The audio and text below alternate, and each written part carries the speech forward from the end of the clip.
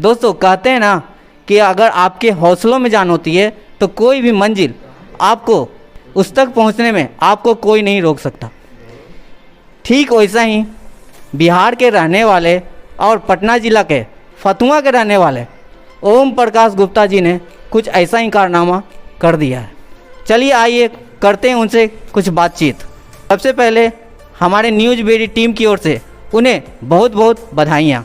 भैया आपको बहुत बहुत बधाई हो, बीपीएससी का आपने क्रैक किया है उसके लिए। तो सबसे पहले हमारा क्वेश्चन है कि आप अपने बारे में थोड़ा बताइए कि लोगों को आपके बारे में अच्छे जानकारी हो सके। सबसे पहले आपको नमस्कार, और आपके चैनल के थ्रू माध्यम से जो भी दर्शक श्रोतागण देख रहे हैं उन सभी को मेरा नमस्कार और आपकी बधाई के लिए बहुत बहुत धन्यवाद। तो मैं एक साधारण परिवार से आता हूं, जैसा कि आपने बताया पटना ज़िला के फतुहा ब्लॉक के सुनारू गांव से बिलोंग करता हूं। और मेरे पापा जी का किराना दुकान था और 2 कैटल थे, एक गाय था, एक भैंस थी, और अनाज वगैरह भी हम खरीदते थे। तो एक फैमिली बिजनेस टाइप का था जिसमें सभी लोग काम करते थे। और शुरुआती जो शिक्षा है वो हमने गांव के ही स्कूल, जो मिडिल स्कूल है, 8वीं तक वहाँ से की। थोड़ी सी अटेंडेंस मेरी लो रहती थी और मैं अपने एजुकेशन को थोड़ा सा ट्यूशन जो गांव में अवेलेबल थी उसके थ्रू सप्लीमेंट करता था। तो ट्यूशन में मैथ्स और इंग्लिश पे काफ़ी अच्छी कमांड बन गई थी। 9th और 10th के लिए हाई स्कूल फतुहा गया, वहाँ से शिक्षा प्राप्त की। उसके बाद 11th-12th के लिए SKMB कॉलेज फतुहा में एडमिशन लिया। तो मेरा 12th तक का पढ़ाई जो है पूरी तरीके से गवर्नमेंट स्कूल में ही हुआ है, और पढ़ाई के साथ साथ हम लोग का काम करना भी रहता था। 11th-12th में जब मैं IIT का प्रिपरेशन चालू किया तो मैं पटना जाने लगा ट्रेन से पटना जाता था और क्लासेस करके मैं वापस आता था। और 12th क्लास में 10 महीने के लिए मैं वहाँ पे रूम लेकर के पढ़ाई चालू की थी, सीरियस प्रिपरेशन करने की कोशिश किया था। तो पहले ही अटेम्प्ट में IIT क्रैक करके IIT रुड़की में एडमिशन मेरे को मिला था। अच्छा, बीपीएससी का सफ़र कब से शुरू हुआ, आपने कब से इसका तैयारी करना शुरू किया, उसके बारे में थोड़ा जानकारी। हाँ, जैसा कि आपको बताया कि मैं IIT रुड़की में गया था 2008 से 12 के बीच में अपना बीटेक जो है पेपर टेक्नोलॉजी में कंप्लीट किया। और ये जो यूपीएससी और बीपीएससी पब्लिक सर्विस का जो गोल था वो 2009 में ही एक स्पार्क डेवलप हो चुका था, क्योंकि मैं 2009 में भवन काउंसलर के रूप में इलेक्ट हुआ था। उस समय मैं 2nd ईयर में था। उस समय मैं काफ़ी और भी रिस्पॉन्सिबिलिटी वाली पोजीशन हैंडल कर रहा था, जैसे इलेक्ट्रॉनिक्स क्लब हेड कर रहा था, प्लस क्लास रिप्रेजेंटेटिव भी था। तो एडमिनिस्ट्रेशन का एक एक्सपीरियंस बन रहा था। तो कॉलेज के बाद मैंने ऐसे प्लेटफॉर्म को चुना जहाँ पे कि सिविल सर्विसेज के लिए ग्राउंड प्रिपेयर हो और प्लस जो फाइनेंशियल डिफ़िकल्टी है वो भी रिजॉल्व हो जाए। तो मैंने 5 साल के लिए जॉब किया 2012 से 2017 तक। मैंने IIT के लिए बच्चों को कोचिंग देना शुरू किया। ये ऐसा प्लेटफॉर्म था जहाँ पे मेरे को ढेर सारे बच्चे, पेरेंट्स मिलने वाले थे, एक पब्लिक सर्विस का आइडिया लगने वाला था, और प्लस यहाँ पे कम ट्रेनिंग के कॉस्ट पे मैं अच्छा कंट्रीब्यूट कर सका था। 2017 में मैंने अपना जॉब छोड़ा और उसके बाद मैंने होल हार्टेडली यूपीएससी का प्रिपरेशन स्टार्ट कर दिया। 2018 दिसंबर में इसका प्रीलिम्स था। 1 महीना पहले से बिहार स्पेसिफिक जो चीज़ें होती हैं उनको कवर कर लिया था। प्रीलिम्स हो गया। जब प्रीलिम्स का रिज़ल्ट आया तो जो एक्स्ट्रा सिलेबस था मैथ्स का उसको भी कवर किया 2-3 महीनों में, और फिर यूपीएससी का प्रीलिम्स दिया, फिर बीपीएससी का मेंस लिखा। तो जो 2018 में बीपीएससी लिखा था वो फर्स्ट अटेम्प्ट था, उसी का ये रिज़ल्ट आया है जिसमें कि मेरे को फर्स्ट रैंक हासिल हुई यूपीएससी। और लास्ट ईयर मैंने यूपीएससी के इंटरव्यू में भी अपीयर हुआ था। इस साल भी मैंने यूपीएससी मेंस क्लियर किया हुआ है। इंटरव्यू 2 जून को होना वाला था, बट कोरोना की वजह से कैंसिल हो गया, वो पेंडिंग है। तैयारी के बारे में कुछ बताइए कि लोगों को उसके बारे में ज़्यादा नॉलेज मिल सके, जैसे बीपीएससी यूपीएससी की तैयारी। ऐसे भी लोग कहते हैं कि बिहार के लोग यूपीएससी और बीपीएससी में कमाल करते हैं, खास करके यूपीएससी में। उसके तैयारी के बारे में बताइए। देखिए, तैयारी तो अब जिससे कि अगर हम यूपीएससी बीपीएससी का एक साथ करना चाहते हैं तो उसके लिए तो इंटीग्रेटेड तैयारी करना पड़ेगा, उसकी अलग स्ट्रैटेजी होगी। अगर मैं केवल बीपीएससी स्पेसिफिक होना चाहता हूँ तो उसकी अलग स्ट्रैटेजी होगी। तो अगर मैं यूपीएससी प्लस बीपीएससी पे फोकस करूँ तो उसमें ये आती है कि आप पहले बेसिक किताबें जो होती हैं जीएस के, हिस्ट्री, पॉलिटी, ज्योग्राफी, इनको आप अच्छे से कवर कर लीजिए। एक बार पढ़िएगा, हो सकता है आपको समझ में ना आए, पेशेंस रखिए। दोबारा पढ़िए, बहुत कुछ समझ में आएगा। तिबारा पढ़िएगा तो स्पीड बनने लगेगी, और चौथी बार में एक स्पीड बन जाएगी। जब आपका एक बेसिक कमांड बेसिक बुक पे हो जाए तब आप न्यूज़पेपर पे उनको अप्लाई करना शुरू कीजिए। पहले आप न्यूज़पेपर बहुत टाइम मत दीजिए, आप हेडलाइन देखते रहिए, लेकिन जब आपको नॉलेज हो गया तब उनको अप्लाई करना शुरू कीजिए। उसके बाद फिर करंट अफेयर का आता है। करंट अफेयर में जो इश्यूज़ कवर होते हैं उनको डीपली स्टडी करना जरूरी है मेंस और इंटरव्यू के लिए, क्योंकि वो नॉलेज नहीं रहेगा तो हम होलिस्टिकली क्वेश्चंस को कवर नहीं कर पाएंगे इंटरव्यू और मेंस लेवल पर। जब बीपीएससी की बारी आवे तो 1 महीने या 1.5 महीने 2 महीने पहले से बिहार स्पेसिफिक जो चीज़ें हैं सिलेबस को देख कर कवर कर लिया जाए। तो ये दोनों का यूपीएससी प्लस बीपीएससी का इंटीग्रेटेड तैयारी हो गया। और रही बात ऑप्शनल का, ऑप्शनल की स्ट्रैटेजी हर एक ऑप्शनल सब्जेक्ट के साथ डिफर करता है। आपका कौन कौन सा सब्जेक्ट था और उसी सब्जेक्ट को आपने क्यों सेलेक्ट किया? मेरा तो ऑप्शनल सब्जेक्ट मैथमेटिक्स है और ये नेचुरल चॉइस ही बोल सकते हैं, बट ऐसा नहीं कि नेचुरल चॉइस मैंने एज इट इज़ मान लिया। मैंने इस पर स्टडी किया कि ये लेनी चाहिए या नहीं लेनी चाहिए। तो मैथमेटिक्स में मेरे को एडवांटेज था, कम्पिटिटिव एडवांटेज था ये।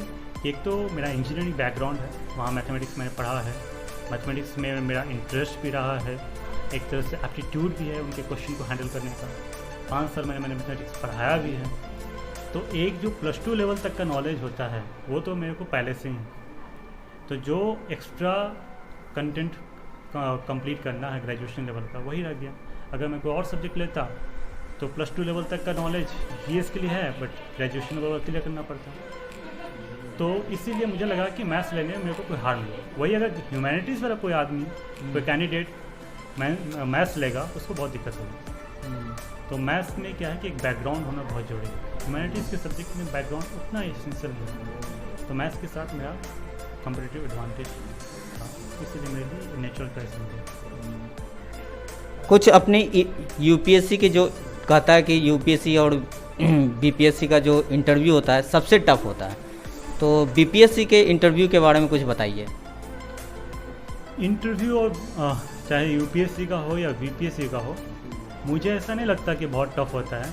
ऑल्दो कि यूपीएससी के इंटरव्यू में मेरा बहुत अच्छा एक्सपीरियंस नहीं है, मेरे मार्क्स कम है यूपीएससी के इंटरव्यू में। मुझे लगता है बीपीएससी के इंटरव्यू में मार्क्स अच्छे होंगे। क्यों ऐसा है मार्क्स के अंतर का गैप? इसमें जो है यूपीएससी के इंटरव्यू के टाइम पे मैं थोड़ा सा कॉन्फिडेंट वाइज या फिर माइंड वाइज एक तरह से कोलैप्स, रात को नींद नहीं आया था, तो उस वजह से कॉन्फिडेंस की कमी थी, नॉलेज की भी उस समय बहुत कमी थी, और जो प्रेजेंस ऑफ माइंड है वो भी एक तरह से सही से नहीं काम कर। वही बीपीएससी में मैं गया, मैं बहुत काम था, कंपोज था, कॉन्फिडेंट था और माइंड को सीधे सीधे अप्लाई कर रहा था, क्वेश्चन को सुन रहा था आराम से, कोई अब्रप्टली जवाब नहीं, कोई रिएक्शनरी जवाब नहीं। आता है तो उसको रिप्लाई किया, नहीं आता है तो सॉरी सर बोल के मना कर दिया। बहुत रिलैक्स वाला इंटरव्यू चला था। मुझे लगता है कि अगले इंटरव्यू में यूपीएससी की जो इंटरव्यू होगा उसमें भी शानदार परफॉर्मेंस होना चाहिए। अच्छा, अपने कुछ फैमिली मेम्बर के बारे में बताइए, कौन कौन है घर में उसके बारे में थोड़ा बताइए। तो मेरे पेरेंट्स हैं, पापा हैं, मम्मी हैं। पापा का नाम विंदेश्वर प्रसाद साव, मम्मी का नाम सूर्यवंती देवी, और मेरे 3 भाई हैं, 2 बड़ी सिस्टर हैं। तो दोनों जो बड़ी सिस्टर है वो ग्रेजुएट होकर के मैरिड हो गई है, और बाकी जो 3 भाइयों में सबसे बड़ा मैं हूँ, और मेरी एजुकेशन तो आपको पता ही है। और मेरे 2 भाई एनआईटी से पढ़े हुए हैं, एक एनआईटी भोपाल से है, एक एनआईटी जयपुर से, और जो एनआईटी भोपाल से पढ़ा हुआ है वो HML टेक्नोलॉजी में अभी जॉब कर रहा है, और एक तरह से पूरे फैमिली को फाइनेंशियली अभी वही सपोर्ट कर रहा है। फतुआ और बिहार के बारे में खास करके फतुआ काफ़ी डेवलप नहीं है ऐसे जितना भी देखा जाए तो उसके बारे में और बिहार के बारे में आपका क्या विचार है? क्या आप इस पोस्ट पे जाने के बाद क्या करने वाले हैं? फतुहा और बिहार, बहुत अच्छा क्वेश्चन मुझे ऐसा लग रहा है। फतुहा जो है बिहार का सैंपल नहीं है। बिहार फतुहा काफ़ी अर्बनाइज्ड है और यहाँ पर रैपिड अर्बनाइजेशन हो रहा है। यहाँ की जो प्रॉब्लम्स हैं, यहाँ के जो चैलेंजेस हैं, वो बिहार को साथ हम मैच नहीं कर सकते। बिहार में देखिए तो मोस्टली रूरल एरियाज़ हैं, 90% लोग जो हैं गाँव में रहते हैं जी। तो मैं अगर फतुहा पे फोकस करूँ तो फतुहा में देखने को मिल रहा है कि रैपिड अर्बनाइजेशन हो रहा है, जो कि अनप्लान्ड है और अनसाइंटिफिक है। आप देखिएगा कि लैंड जो है बहुत ज़्यादा इंफ्लेट हो रही है, बट जो बेसिक अम्यूनिटीज़ है वो अवेलेबल नहीं है। सही बात। जो सोशल कोहेसिवनेस होनी चाहिए लोगों के अंदर, वो भी धीरे धीरे ड्विंडल हो रहा है, कम हो रहा है। तो सोसाइटी के लेवल पे भी काम करने की ज़रूरत है, प्लस उसके बाद इंफ्रास्ट्रक्चर के लेवल पे भी काम करने की ज़रूरत है, गवर्नेंस और प्लानिंग के लेवल पे भी फतवा को स्पेसिफिक रूप से फतवा के लिए काम करने की ज़रूरत है। एजुकेशन और हेल्थ के मामले में भी फतवा में बहुत अच्छी सुविधाएं नहीं हैं। जिस तरीके से यहाँ पर पर कैपिटा इनकम है या फिर प्रॉपर्टी है, जी, उस हिसाब से एजुकेशन और हेल्थ पे भी और आगे ले जाने की ज़रूरत है। अच्छा, जैसा कि हम लोग जानते हैं कि फतवा में हाल ही में ब्रिज टूटा है, 127 साल पुराना ब्रिज था, उसके बारे में आप आगे अगर पोस्ट पे जाते हैं तो क्या करने वाले हैं, उसके बारे में कुछ बताइए। देखिए, ब्रिज का कोलैप्स करना ये बहुत डेंजरस बात है, क्योंकि इसमें प्रॉपर्टी की क्षति तो होती ही है, लोगों की जान भी जाती है। और जब ब्रिज कोलैप्स कर जाता है और अल्टरनेटिव अरेंजमेंट नहीं होता है तो वहाँ की जो इकॉनमी है वो भी काफ़ी प्रभावित होती है। तो मुझे लगता है कि हमें मॉडर्न टेक्नोलॉजी का इस्तेमाल करके, जैसे सेंसर वगैरह का इस्तेमाल करके, आर्टिफिशियल इंटेलिजेंस का इस्तेमाल करके, इंटरनेट ऑफ थिंग्स का इस्तेमाल करके ब्रिज को इस तरीके से मॉनिटर किया जाए कि उसके कोलैप्स होने से पहले या तो उसको डैमेज कर दिया जाए, गिरा दिया जाए, कोलैप्स कर दिया जाए, या फिर अल्टरनेटिव अरेंजमेंट क्रिएट किया जाए ताकि लोगों को अननेसेसरी किसी परेशानी का सामना न करना पड़े। कई लोगों का कहना है कि अब ऐसा ब्रिज नहीं बन सकता क्योंकि इतना पुराना पुल था और ये ऐसे धराशायी हो गया। क्या आपको लगता है कि ऐसा पुल बन सकता है फतवा में वापस जैसा पहले था? 125 साल यानी अंग्रेज़ों के पहले का पुल था। देखिए, उस पुल के बारे में तो मेरे को इंजीनियरिंग लेवल पे तो जानकारी नहीं है कि इस अंग्रेज़ों के लेवल का जो पुल था उसमें क्या ऐसी अजीब बात थी जो अब नहीं हो सकता। तो मुझे लगता है कि इस पर मैं पूरे कॉन्शियस तरीके से कमेंट नहीं कर सकता। अच्छा, आपके तरफ से बीपीएससी और यूपीएससी के स्टूडेंट्स के लिए कोई ख़ास मैसेज या कैसे क्या कर रहे हैं आगे जाके, जो इस बार पास नहीं कर पाए हैं, रैंक नहीं ला पाए हैं, अच्छा उनके लिए? देखिए, यूपीएससी और बीपीएससी का जो प्रिपरेशन है ये थोड़ी सी चैलेंजिंग है। इसमें अनसर्टेनिटी हर एक लेवल पर रहती है और जब किसी भी लेवल पे फेलियर होता है तो एक कोलैप्स जैसी सिचुएशन आ जाती है कि आपको फिर से रिपीट करना पड़ेगा पूरा साइकिल। कितनी बार रिपीट करना पड़ेगा कोई नहीं जानता और बहुत सारी चीज़ें स्टेक पे लगी होती हैं। तो एक बहुत बड़ा एक प्रयास होता है यूपीएससी और बीपीएससी जैसे सर्विसेज में सेलेक्ट होने के लिए। मैं कहता हूँ हिम्मत बहुत ज़रूरी है, संयम की भी बहुत ज़्यादा ज़रूरत है, क्योंकि बहुत चैलेंजेस आएंगे। अगर संयम से हम काम नहीं लेंगे तो हो सकता है कि हम अपने मार्ग से विचलित होकर के वैसी जगह चले जाएं जिससे कि पूरा का पूरा जो प्रीवियस मेहनत था वो सब बर्बाद हो जाए। हिम्मत की ज़रूरत है, संयम की ज़रूरत है और आत्मविश्वास की भी ज़रूरत है कि हाँ, हम कर सकते हैं। इस बार नहीं तो अगली बार कर सकते हैं। और सही स्ट्रैटेजी, अब सही स्ट्रैटेजी कैसे, तो उसके लिए आपको बार बार अटेम्प्ट करना पड़ेगा, एक्सपेरिमेंट करना पड़ेगा। इंटरेस्ट के आगे जाके हो सकता है कि आपको जो सही स्ट्रैटेजी तक पहुंचने के लिए रास्ता जो उसमें इंटरेस्ट ही ना हो और आप उसी रास्ते पे चले जिसमें आपका इंटरेस्ट है, बट वो आपको रास्ता मुकाम तक नहीं ले जा सकते। तो ये तो बहुत बड़ा फेलियर का कारण हो सकता है। ये समझने की ज़रूरत है कि इंटरेस्ट तो है, बट इंटरेस्ट के बियॉन्ड भी जा कर के हमें मेहनत करना पड़ सकता है। ठीक है, आपका आगे का फ्यूचर प्लान क्या क्या है उसके बारे में थोड़ा जानकारी दीजिए। मेरा फ्यूचर प्लान तो यही है कि जो डेमोक्रेटिक कॉन्स्टिट्यूशनल सेटअप है अपने कंट्री का, उसमें एक प्रोबेबिलिटी के साथ काम करें, क्वालिटी सर्विस डिलीवरी करें जो इफ़िशिएंट भी हो और इफेक्टिव भी हो, लोगों के जीवन पर प्रभाव पड़े, लोगों की जो मूलभूत समस्याएं हैं उनका निदान हो और लोगों की जो एस्पिरेशंस हैं उनके अकॉर्डिंग मैं काम कर सकूं, कॉन्स्टिट्यूशनल बाउंड्री में रहते हुए। एक और सवाल है, जो जैसे कि आपको क्या उम्मीद थी कि बीपीएससी का इस बार आप टॉपर बनेंगे? क्या उम्मीद थी, कितना रैंक का अपेक्षा था और आप टॉप हो गए? कैसा लगा उस समय जब आपको पता चला कि आप टॉप कर गए हैं? देखिए, 1 जनवरी को मेरे को एक सपना आया था सुबह कि मेरे को बीपीएससी में रैंक 3 मिला है और मैं बिलीव नहीं कर पा रहा था। लोग बता रहे थे कि तुमको रैंक 3 मिला है, अनबिलीवेबल लग रहा था।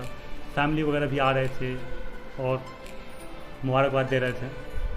तो मुझे इस एग्ज़ाम से बहुत उम्मीद नहीं था कि मैं इस टॉप रैंक में आऊँगा, बट 65 वाला जो नेक्स्ट जो अटेम्प्ट दिया है उसमें बहुत शानदार आंसर लिखा है और उसमें तो मेरे को पहले से ही डिक्लेयर कर दिया था कि उसमें SDA में DSP पक्का है। इसमें तो मुझे टॉप रैंक की तो उम्मीद नहीं थी, बट बहुत सारे मेरे दोस्त जो हैं वो मैथ्स के परफॉर्मेंस को देख करके बोल रहे थे you will get top rank. But मैं अपने आप को न्यूट्रल रखना चाहता था ताकि मैं जो पढ़ाई है, जो काम है, उस पर फोकस कर सकूँ।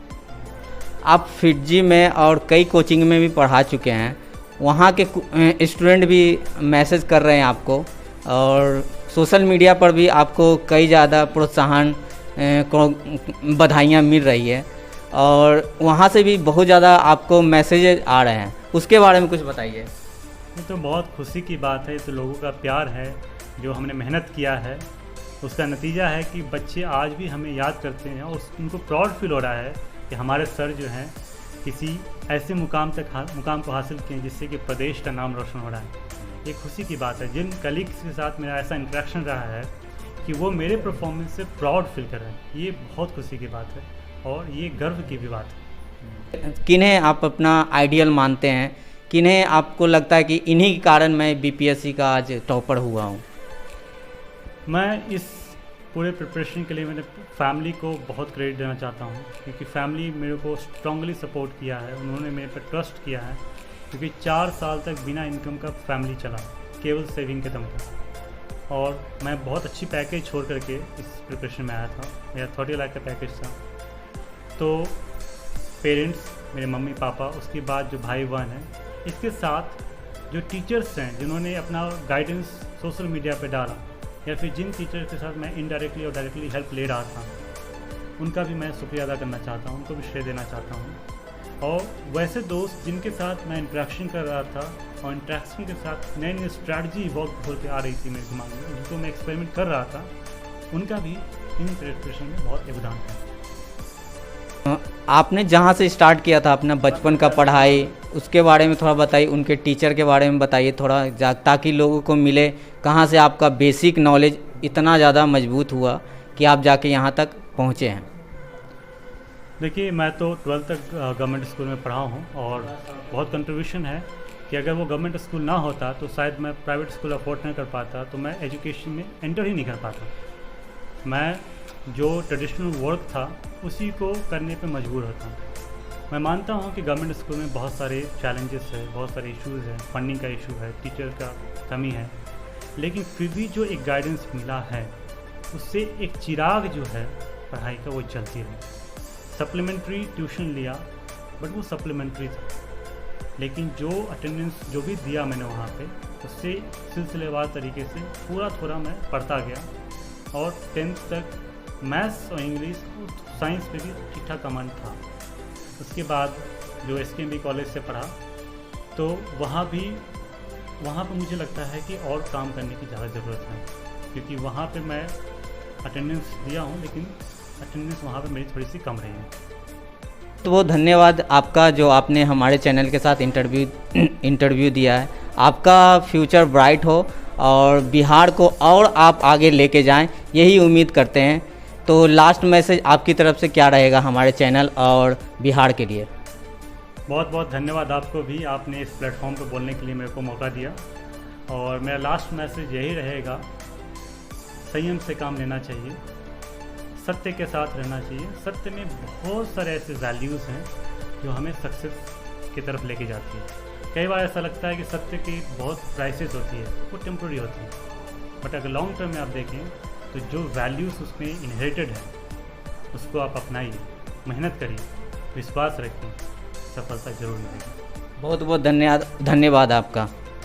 तो जैसा कि आपने देखा कि बीपीएससी के टॉपर ओम प्रकाश गुप्ता जी ने इंटरव्यू दिया, उम्मीद करता हूं कि आपको पसंद आया होगा। तो इस वीडियो को ज़्यादा से ज़्यादा शेयर करें और ज़्यादा कुछ नहीं। Thank you.